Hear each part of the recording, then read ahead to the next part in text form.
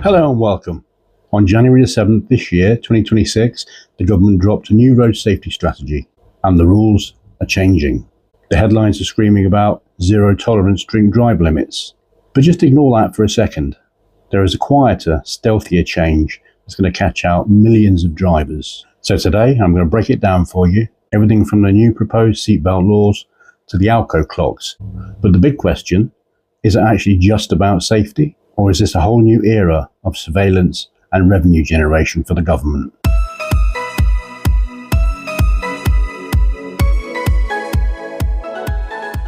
Okay, let's start with what will affect most drivers first, the new proposed seatbelt legislation. For decades, it was a £100 on-the-spot fine if you were caught not wearing a seatbelt. If you argued and went to court, the fine went up to possibly £500. But there were no penalty points on your licence. In the new proposal, that's about to change. The new penalty for not wearing a seatbelt is likely going to be 3 points on your licence plus a fine. And here's the kicker. The government are calling it passenger responsibility. Fundamentally, what that means is that if any other passengers, including children, unless they're exempt from wearing a seatbelt for a medical or other reason, if they are caught not wearing a seatbelt, the driver will get penalty points and a fine for that offence too. Some critics are calling this low-hanging fruit, because although it's exceptionally important, it's arguably one of the most overlooked driving offences. And the thing is, with new AI technology, the AI cameras can peer in through your windscreen and will likely be able to pick up who is wearing a seatbelt and who isn't, even if you're doing 60 miles an hour or more down the motorway. So generating thousands of automatic fines is going to be simplicity itself for the government. Anybody not wearing a seatbelt, now they'll know. But it's now coming to the point in the proposal where touching your mobile phone, even if it's in a phone mount or a cradle while you're driving, will also be an offence. And the cameras, while they're peeking in through your windscreen, will be able to see you do it. This does raise the first red flag. Is it just about saving lives, or is it also a brand new way for the government to make a cash grab? Just like those speed cameras that you see in your local area, they're a place where you know full well give them a fantastic revenue stream. Not to mention the fact, obviously, that if you get 3 points on your licence, you then have to notify your insurance company, which will mean a premium hike, if not that year, the following year for definite. So you'll have 3 points, the fine, plus your car insurance will go up because of the offence as well. Now we've got from the everyday offences to the extreme. The government is launching the most aggressive crackdown on drink driving in 30 years. England and Wales is finally looking to kill the 80mg drink drive limit, which by all accounts is the highest in Europe. The new proposal drops that limit to 50mg to match Scotland's zero tolerance limit. For novice drivers, those you see driving around with the green P on their cars who have not long passed their test, the message is going to be brutal. They're considering dropping the limit to 20mg, which basically means if you have one drink and drive, you're going to be on the bus for a long time afterwards.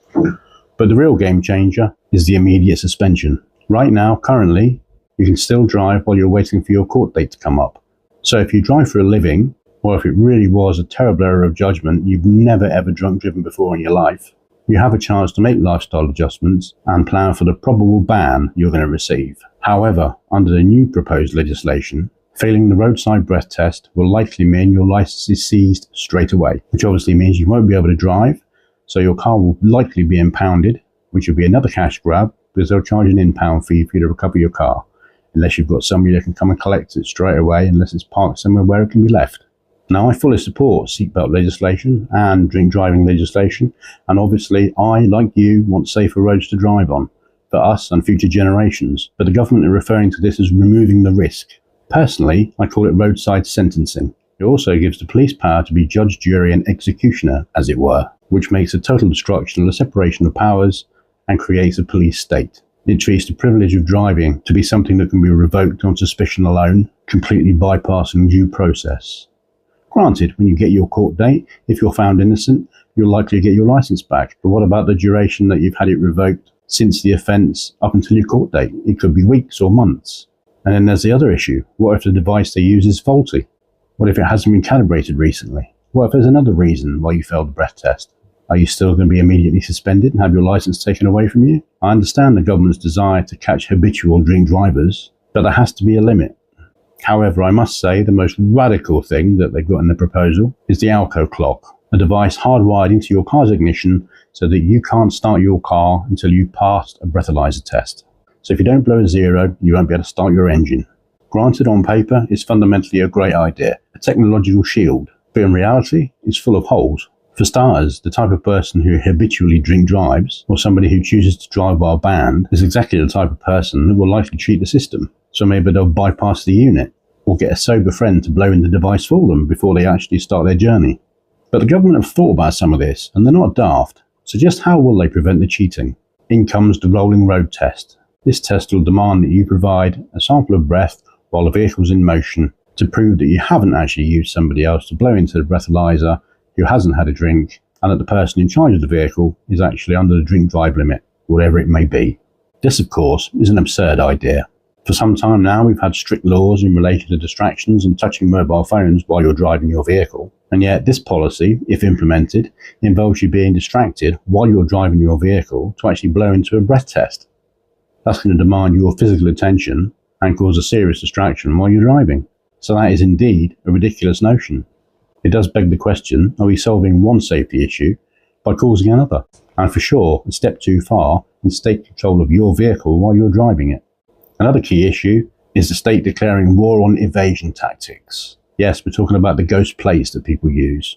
The number plates where they've got something sprayed over the top or a film put over them, so that when a speed camera or other camera, ANPR camera, tries to take a photograph of the actual number plate so they can verify whose the car is, all it causes is a reflection and you can't actually see the number plate. And the penalties for attempting to dodge cameras are skyrocketing.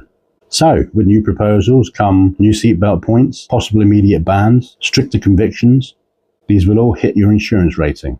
What the unintended consequence of all these actions could be is, of course, a surge in drivers not paying for insurance at all. By making the legal route unaffordable, we risk filling the roads with uninsured, unaccountable vehicles, which of course is the exact opposite of the road safety strategy's goal. The 2026 road safety strategy is a fundamental shift. It moves us from a system of trust to one of preemption. Your car watches you, traffic cameras watch you, the police watch you, and your driving license could potentially be taken before you even set foot in court. To me, that is definitely government overreach. Well, right now, we are in the danger zone. The consultation is open until the 31st of March. If they get the green light and they go ahead, we could likely see the seatbelt changes as early as the summer this year, 2026, or the Alcolocks following possibly the next year, 2027. The goal, obviously, to reduce deaths on the road, which again, is one I'm sure we all fully support. But the methods, mandatory distractions, immediate seizures, penalty points and more fines, this simply suggests that the government no longer see the private car as something to be enjoyed and to make your life easier, but as more of a risk that needs to be managed by whatever means necessary. So, is the Alcolocks a lifesaver or a liability? And will penalty points as well as fines for not wearing a seatbelt or your passengers not wearing a seatbelt actually improve safety? Or will that just increase your insurance bill? Will increased camera detection reduce mobile phone usage while driving? Or will it just increase government revenue? Let me know your thoughts in the comments below. Stay safe, stay legal, and more importantly, stay informed. Until next time.